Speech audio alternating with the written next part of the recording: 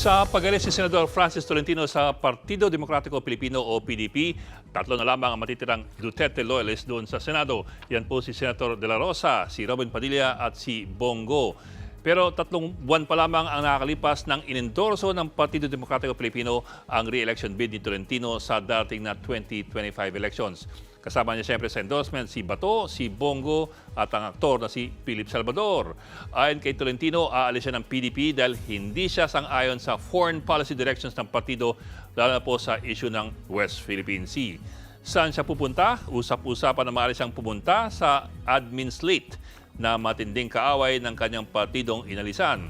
Pero ang tanong din ng marami, bakit ngayon lamang pumalag si Tolentino sa posisyon ng mga Duterte sa West Philippine Sea? Gayong 6 na taon itong tinulak ng dating Pangulo. Malino naman po ang posisyong ito nung tumakbo siya sa ilalim ng Duterte administration noong 2019.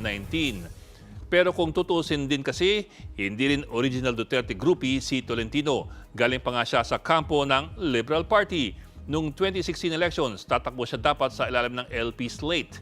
Sumabit siya dahil sa isang sexy dance number na pinangregalo daw niya sa audience sa isang LP oath-taking ceremony sa Laguna noong October 2015. Tatakbo na nga sana noon si Tolentino sa pagkasenador sa ilalim ng Liberal Party slate.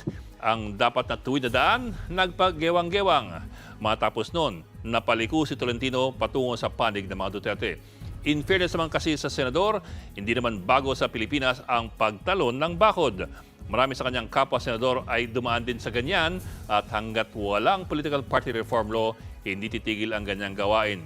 At maging ang partidong kanyang inalisan, malaki rin po ang pinagbago.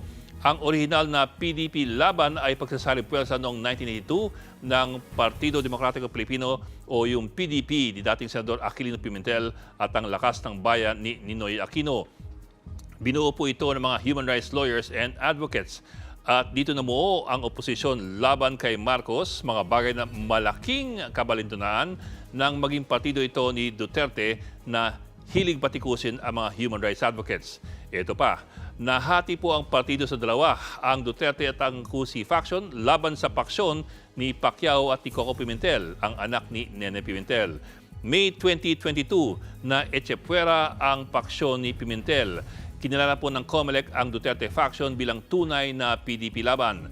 Si Duterte raw kasi ang tumatayong chairman ng partido.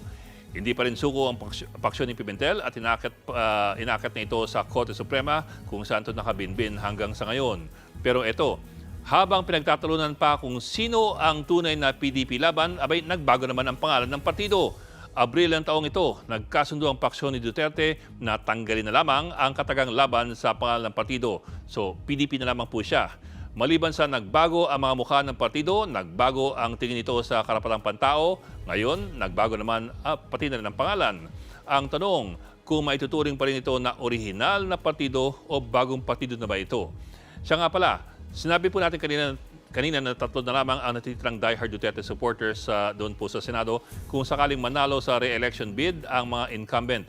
Meron pa palang maaring pang-4 pero hindi pa kasi sigurado kung saan talaga siya tatayo. Yan po si Senadora Amy Marcos na kilalang malapit sa mga Duterte. Si Amy kasi tumakbo sa pagkasenador noong 2019 sa ilalim po ng hugpong ng pagbabago ni Sara Duterte. Hindi pa malinaw kung saan siya papanig sa darating na eleksyon. Sa kanya bang totoong pamilya kung nasaan si Pangulong Marcos at ang kanyang pinsan na si Speaker Martin Romualdez o sa kanyang adopted family gaya po ni Inday Sara at ni dating Pangulong Duterte. Ayon po sa Nationalista Party kung saan siya formal pa ring miyembro, inaasahang kasama sa admin slate si Amy dahil may political alliance na itong Nationalista Party at ang Lakas at ang Partido Federal. Pero baka lang naman assuming naman itong mga nasyonalista. Sa huling bitaw ni Amy, bukas pa ang kanyang isip kung saan siya papanig, bagay na hindi naman nakakagulat sa politika ng Pilipinas. Mga kapatid, Ed Lingaw po, maging maalam at may pakialam sa mga napapanahong balita sa ating bansa. Para sa mas malalimang pagtalakay at paghimay sa mga issue at headlines, tumutok lamang at mag-subscribe sa social media pages ng News 5.